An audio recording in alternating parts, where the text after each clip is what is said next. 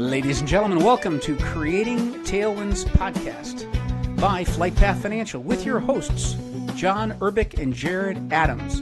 Join us today as we discuss the power of infinite banking. And here we go. Hello, John. Greetings. Hey, Jared. Welcome back. Yet another awesome episode here. Thanks, everybody, for tuning in. We're moving on into part 5 of Becoming Your Own Banker by R. Nelson Nash. What's going on with you? How you been doing this week? Having a great weekend, Jared. I'm left to my own devices for the week. Antoinette is down in Cancun meeting our son Matthew. They're going to go have some fun in the sun. Oh, that's and awesome. So I'm going to get caught up this week. That's cool. So all the honey-do list that she left you with that Too you can much. take care of while she's gone. Yes, sir. That's right. Well, we all know how that works. Well, moving on into part 5, capitalizing your system and implementation. There's a bunch of different topics that this goes into. There are. I think we'll end up breaking it up into. Have to. Yeah, we'll have to break it up to some sections. But, as he kicks off the chapter here, he talks really about, we're 65 pages into the book here. Yep. And he kind of gives you that one punchline that says, hey, by the way, I know you've read about this. I know it seems really interesting, but know that this is a function of personal responsibility. That, remember, you have to put the effort in. It's all about what? It's all about Desire. Desire and capitalizing your system. You have to be the energy behind this for it to work. You have to. Right. You have to be Nobody's driven. going to do it for you. You got to be driven. It's not for everybody because you've got to be forward leaning and you got to make it happen. That's right. Yep. So I think that's a good lead in for this episode is to know that you've got to be the driving force behind what's going on, and you have to be involved in the process. You can talk to John or myself as agents, and we would love to make sure that you're set up properly. But at the end of the day, when you get access to your bank, you've got to put that in action, and you've got to know where that goes and what that looks like. Am I saying that right? You are. I was going to hit one little excerpt out of the book, this is right from Nelson. And I think this encapsulates what we're talking about. He says, this is going to require a change in priorities in life and in recognizing that controlling the banking function personally is the most important thing that can be done in your financial world. And how best to do that? Find an infinite banking practitioner. You need a coach. Everybody needs a coach because you need like-minded people around you. If they're not in alignment with your way of thinking, set them aside because that is just going to be an inhibition to you achieving the kind of success that you can with this system. And I think it's good to point out, you said just aligning your priorities. He didn't say change your priorities. He didn't say change your habits in spending. He just said make sure your priorities are set up so that you're flowing this cash through your system first, and then as you get access to it, put it to use. Precisely. Yep. Absolutely. Environment is everything. Above all, he talks about get started now. I mean, the longer this goes on, the younger you are, the better it is. But it doesn't preclude you from starting this thing at 70 years old because it's a generational thing. It's a third, 4 generations downstream, and you can use that money while you're planning for a time that you're going to graduate. You're gone. So, but your family won't be. Your kids, your grandkids. There's so much you can do with this. At any age. I think that's perfect. That's spot on. I think we touched on that in a previous episode on how important it is to just get started. Right. It doesn't have to be, it's a whole life policy. This is guaranteed to pay out at some point. It is. But you don't have to set up your do-all, end-all contract today. Nope. Get started, whatever the monthly amount is that you can start or the annually amount that you can start. Get that set up, get that rolling in the right direction so that you take control of the capital in your environment. There is no time like the present, as they say. That's right. So let's roll into the retirement trap, Jared. Okay. What do you think? Well, how long do we got? Maybe an hour? 2, 3? No, we're gonna try to keep these podcasts down. Okay. Well under 30 minutes. We're gonna shoot for 20. Okay. We'll see what we can do. We could go on for a long time. Oh, this one, there's so much. We can possibly do something later on specifically on retirement because it is so rich in content. Right. There's so much. Yes. But yeah. Maybe to set the baseline, the assumption is, and maybe to have the glossary of index shared, so to speak. when we talk about retirement, we're talking about really passive income. We want to talk about a time that our money is working for us, providing well, a benefit. even more than that, though, and you're right. You're absolutely right about that. Is the whole notion of retirement came into being after the Kaiser in the 1890s out of Germany, and then in the United States, pension plans weren't even a thing until after World War II. So what people don't realize is our forefathers, they worked. People look at the titans of industry. Those guys are working till they're 80, 90 years old. You don't have to retire. There's no set number. It's just an arbitrary 65 these days. Right. But you don't So the have. Rockefellers didn't have any 401ks? No, oh yeah, no, they didn't. Right. They didn't because Nelson talks about operating from a faulty premise, right? That's what he called it, a faulty premise. And that premise is that the government can satisfy our needs in our retirement. Sure. That as we see it today. Yep. It's a false narrative. We have to take charge of this stuff. Otherwise, nobody else will. That's right. Yeah. So when we're looking at those years, when we're trying to generate the passive income, right, we're no longer working, but we need our money that we've saved up over all these years, and we need access to it. We want to be able to know that it's generating an output while we're not working. Right. Is that kind of the idea of kind of a big picture setup? It is, but even more than that, what people need to understand is the IRS has come in with a solution that really wasn't needed, but it was a problem that they created, and now we have to fix as individuals. And so they turn around and they want to take all of our money through taxation, whether it's direct or indirect, and they're looking for how can we give people more money? Well, they're going to give you benefits. Where are those benefits coming from? Well, it's your money ultimately that's flowing into the system that somebody else controls, and that's how they're giving you the benefits. If you're wise, you're going to take control of your own money, creating your own opportunity for benefits. Much more efficient to do it that way. Think of the power lines outside and the amount of energy that is lost over those power lines as it's transmitted across county after county after county. What if that power center was right next to your house? You would use far less, probably on order of 80% less energy just because of all the waste. That's what happens with government. Sure.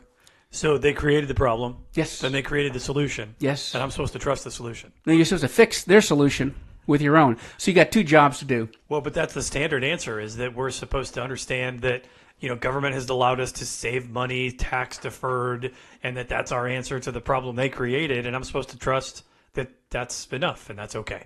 Yeah, that's what they would like you to believe. Yeah. Yeah. It doesn't work though, does it? I mean, look at the pensions throughout the country, Jared. Cripes. There's defined benefit, there's defined contribution, which is what we've moved toward. That's the 401k. Yep. The defined benefit, most of those now you're going to find in government agencies. That's where they're at the state and the federal level.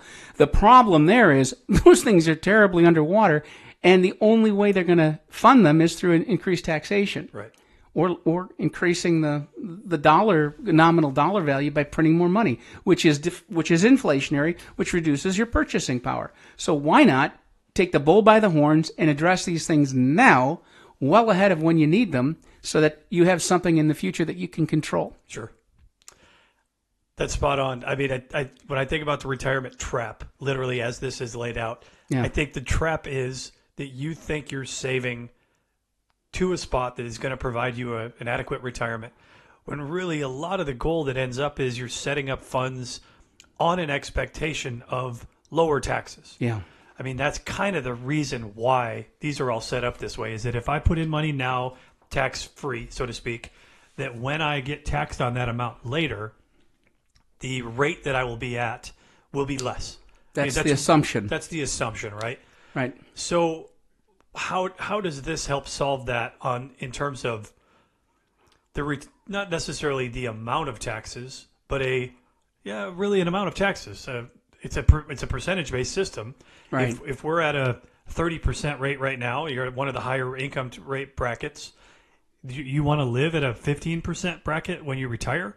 So, is that the goal, to live with less? I don't know that it's going to be 15%. All these people think they're going to be in these lower tax brackets are going to be sorely mistaken. Why? Because as they print money, we're going to need more money to live, and so people are going to have to make more money. Sure. What's that going to do? That's going to drive them into those higher tax brackets. And so even though they think they're escaping the higher tax bracket, they're creeping in a very insidious way up into those higher tax brackets. Look at what they've done to the Social Security contributions, right? Social Security, 2035, they got an issue. They're going to have to cut that thing by roughly, I think the number is 17% across the board, Jared. So there's that they can do. And the other thing that they can do is they can increase the contributions from us up to that whatever figure. It's about $150,000 a year right now.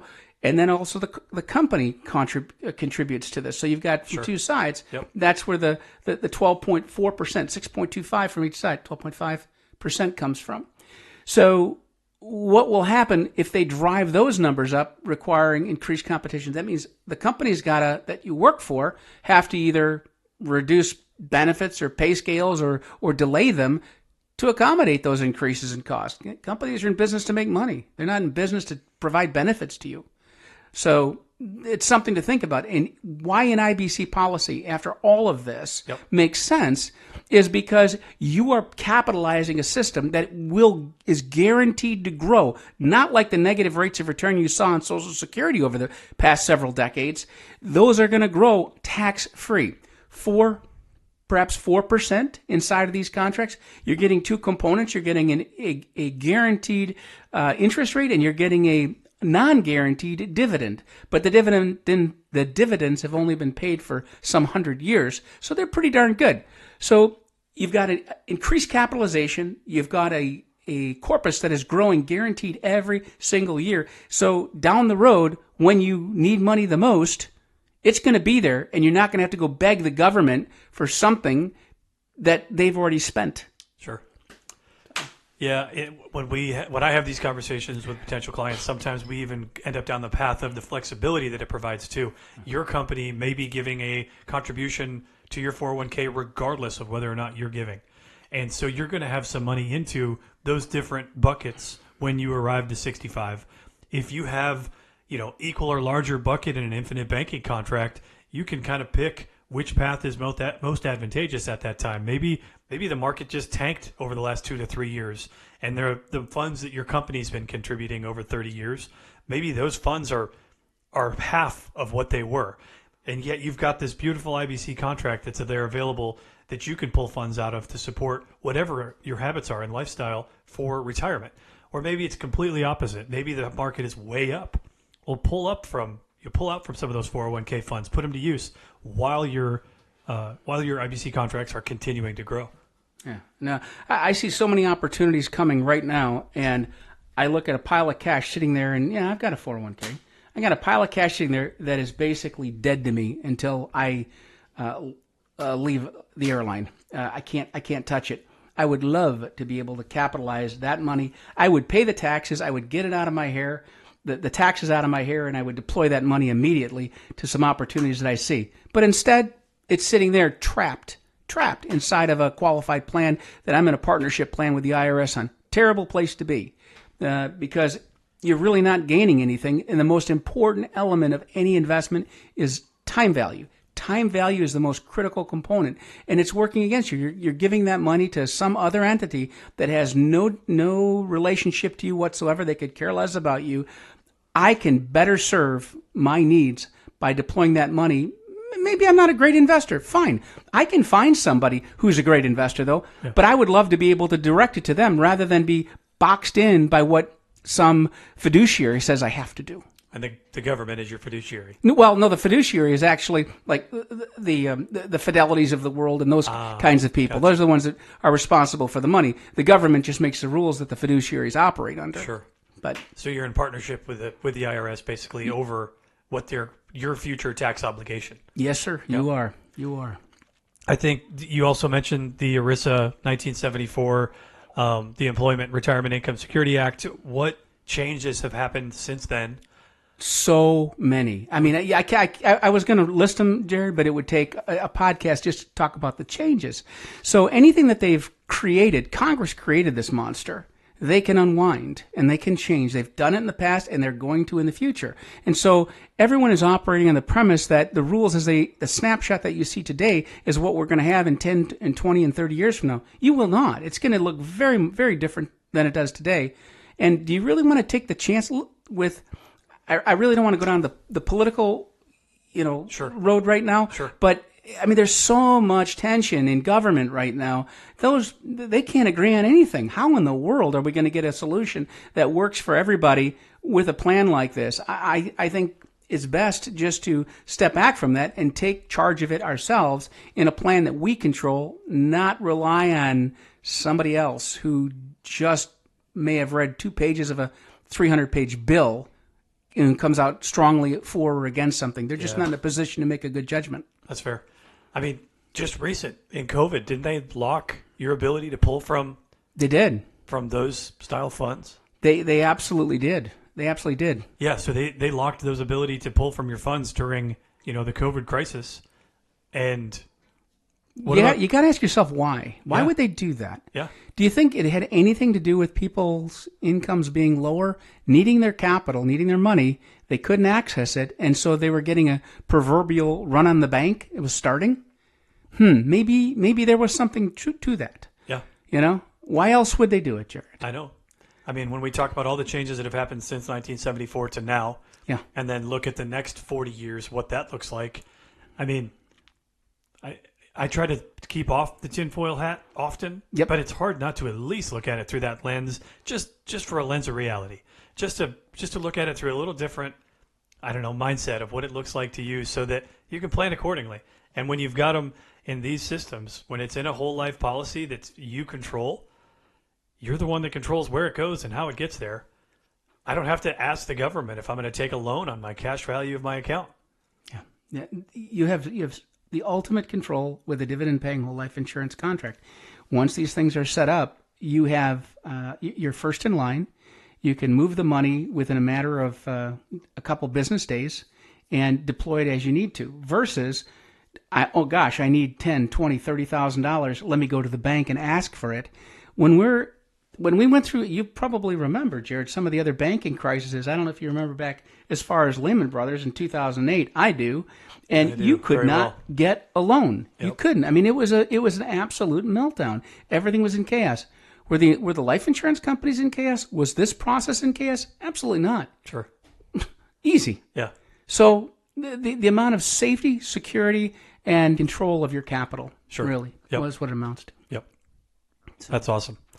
So as we're doing just kind of a 30,000-foot view from the retirement trap, how would you sum that up?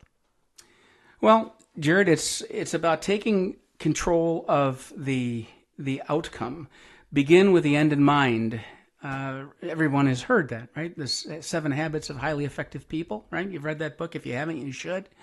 But begin with the end in mind. So here you've got a vision of where you want to go. We should begin knowing where we want to get to. Otherwise, as Yogi Berra says, if you don't know where you're going, you'll probably get there. So begin with the end in mind. If I'm controlling the inputs and I have my vision on where I want to go, the likelihood of me getting there is far greater than if I say, here you go, and I pass over all of my assets to somebody else who doesn't even know my name. They don't even know where the money came from. And you're pointing in this direction. And they're going to change the rules. And they're going to point in their direction, not in mine. And I'm going to wind up in the back end of this thing going, how did I get here? Yeah. What now? You got to retool. Start all over again. That's pretty common. I mean, it's extremely common. And it's going to... Talking to the boomer generation right now, coming into the retirement era, and how either little or amount that is there to be dipped into what they're going to pay tax-wise compared to what they thought it might be. I mean, we've got to at least consider learning some of the lessons from what's gone on so far. We have to. We absolutely have to, because if we don't, we're going to suffer the consequences of what we haven't planned. Or repeat it. Or repeat it, yeah. Well, the axiom in history, right? Those who don't know their history are condemned to repeat it, or something like that. That's right. But sure, take control. What the infinite banking concept does is it puts your future in your lap to have direct control over the foundation of all of your financial affairs. Doesn't mean you don't invest. Doesn't mean you don't invest in risk capital. It doesn't mean any of that stuff. All it means is that you control where that money ultimately goes, not somebody else. And while it's sitting there and you're thinking about it, you're getting a very nice tax-free rate of return internally. How nice is that? Yep.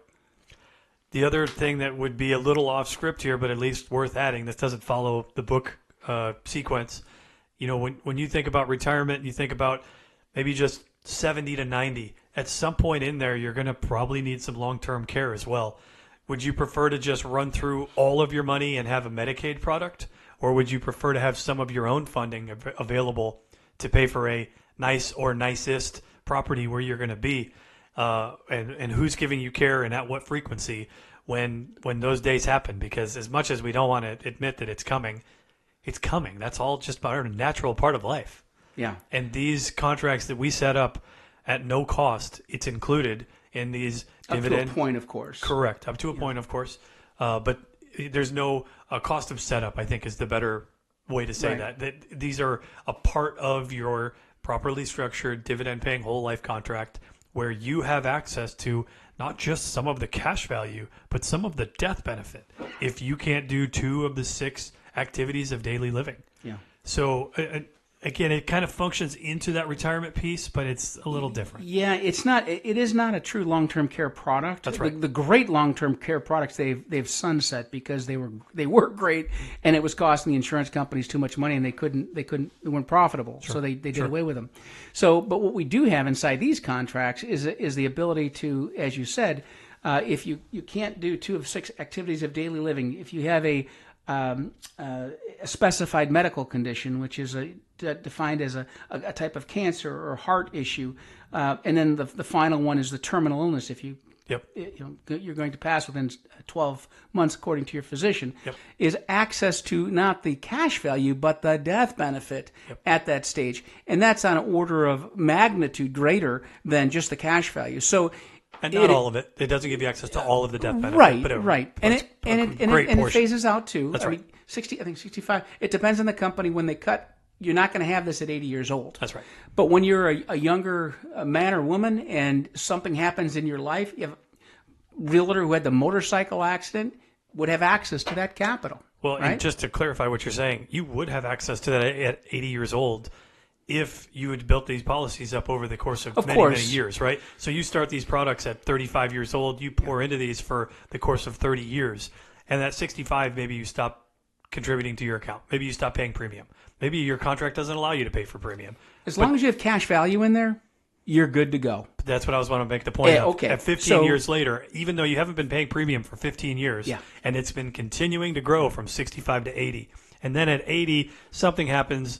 Your wife is no longer here. Your kids are living out of state. And now you need some way to make sure that you're taken care of day to day. Right. And you can't do 2 of the 6 activities of daily living.